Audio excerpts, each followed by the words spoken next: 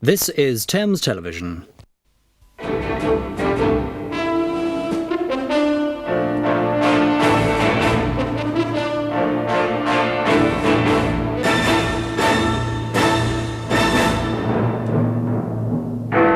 John McCarthy, freed from Beirut, is tonight on his way home. After 5 years in captivity, he looks fit and well. It's been a very, very long time. 5 years and 3 months. McCarthy saw Terry Waite 2 days ago. He's in good spirits. Jill Morrell, McCarthy's friends and the country celebrate his release. Good evening from RAF Lynham in Wiltshire, where John McCarthy is about to set foot back on English soil.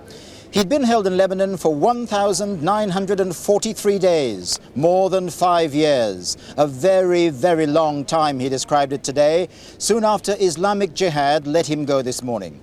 He said there'd been times when he thought his captivity would never end. Well, it has at last, and tonight he's as good as home. The RAF VC-10, bringing him from the Syrian capital Damascus, is about to touch down any minute now. Among the many people here to welcome him in an atmosphere of mounting excitement are Jill Morrell, who'd campaigned so tirelessly for John McCarthy, and Brian Keenan, a fellow hostage until his release of a year ago. Brian Keenan, could you give us some idea of what you were doing at about this time before you set foot back on English soil? What were you doing then?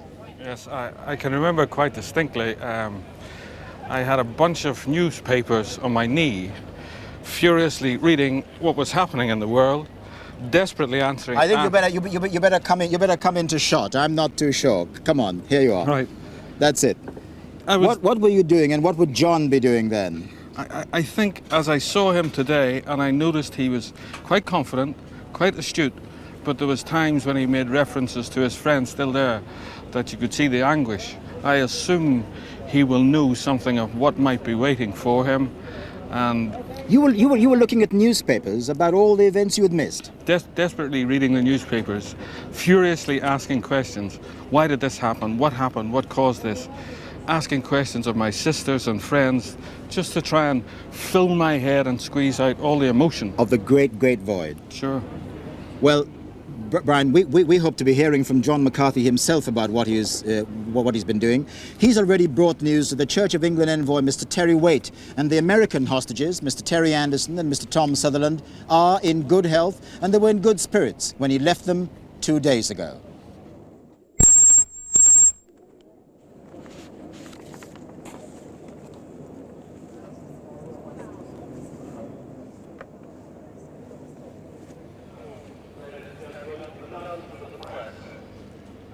John McCarthy was freed at about 9 o'clock this morning, our time.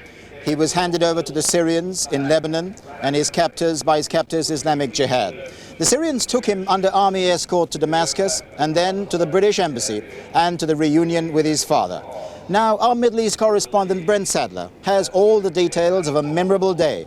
A day of celebrations for John McCarthy and for his friends, and a day of hope for all the hostages. John McCarthy's re-entry into the world came after almost 2,000 days of cruel isolation in Lebanon. Considering that ordeal, his composure during this first appearance in Damascus was remarkable. He was 29 when he disappeared. Now at 34, he looks leaner than before and apparently fit. His prepared statement was delivered with clarity and maturity. I'm very happy to be here and free in Damascus after 5 years in captivity.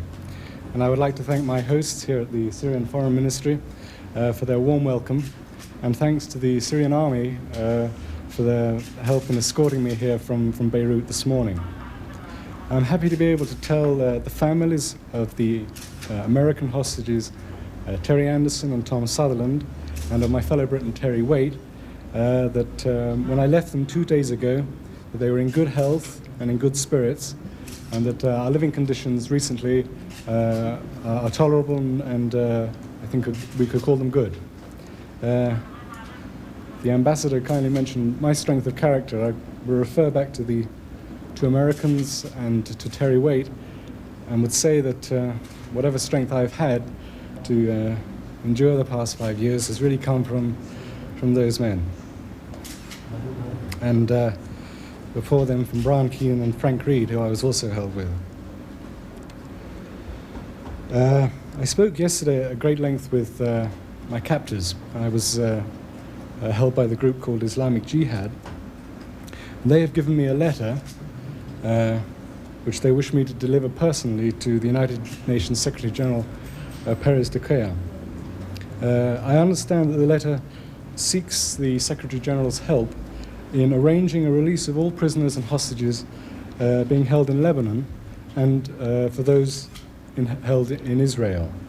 They could assure me that for all 11 Western hostages being held in Lebanon, health and living conditions are good.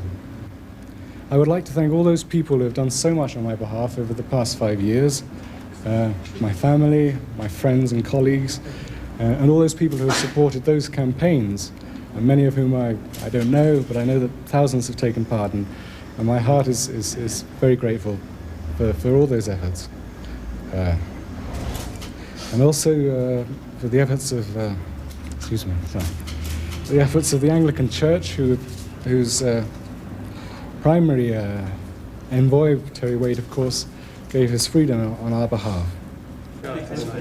Those glimpses into the lives and conditions of the 11 remaining hostages may be expanded during later interviews.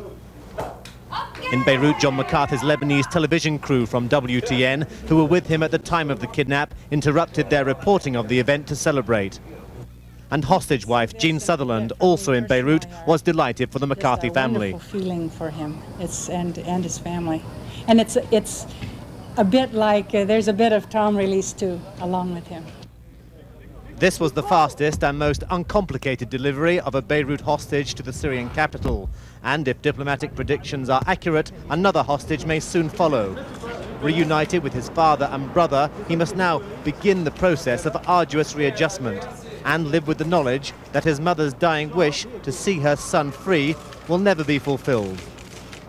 Tonight, the expectations of a second hostage release were dampened by the apparent kidnapping in Beirut of a French relief worker accused of spying. He is under threat of execution by an extremist group if another Westerner is released. The kind of complication that could seriously jeopardize the ongoing initiative in which John McCarthy is now acting as a messenger for Islamic Jihad. Brent Sadler, News at 10, Damascus. In an interview with Syrian television in Damascus today, John McCarthy described how he felt. He talked about the men who'd taken him hostage and about his future, how he hoped to make up for all those long lost years. But he began by talking about the 3 friends with whom he'd shared his imprisonment. First, I want to say on behalf of the families of my friends with whom I was held hostage, that's the 2 Americans, Terry Anderson and Tom Sutherland, and my compatriot, Terry Wade from England, to tell their families that all 3 of them are well and very hopeful that, that my release suggests that they too will soon be going home. Why were you taken, do you think? I had blonde hair. I don't know. I think for my passport only. Just I was British, I was a Westerner. For years, they said nothing to me. If I asked them, why are you holding me? You know, they would say no. Do you know now? Now, I believe that they have decided that what they want now is this exchange for the people, the Lebanese held in Israel. That, I think, is what they are holding us for now. Do you want to say anything to those people or those countries who contributed to your release? Yes, certainly. I would like to thank everybody who has worked to keep the pressure, to keep our names in